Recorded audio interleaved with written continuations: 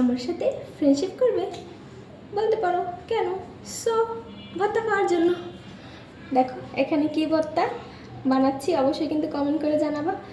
আর যারা যারা ভর্তা লাভার আছো সেটাও কিন্তু অবশ্যই জানাবা। আমার কাছে কিন্তু ভর্তা ভীষণ ভালো লাগে। চলো ভর্তাটা মাখিয়ে নিই। এখানে শুকনো মরিচ দিয়ে দিছি, লবণ দিছি, এখানে আছে হচ্ছে যে পেঁয়াজ, আর এখানে আছে হচ্ছে যে রেসিপি। কি রেসিপি অবশ্যই কমেন্ট করে জানাবো, সেটা কিন্তু বলা যাবে না, দেখতে থাকো।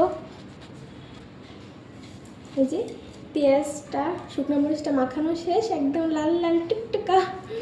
এখন এটা একসাথে মেখে নেব, সাথে কিন্তু সরিষার তেল। এই যে এখন এটাও মেখে নিচ্ছি। ভর্তাটা কিন্তু সেই মজা হবে। ইস, আমার কিন্তু এখনই জিভে পানি চলে আসছে। ভর্তা কিন্তু আমার কাছে ভীষণ ভালো লাগে, কিন্তু করতে গেলে খুব কষ্ট হয়, তারপরও খেতে তো হবে, তাই না? ওকে, আমার ভর্তা মাখানো শেষ।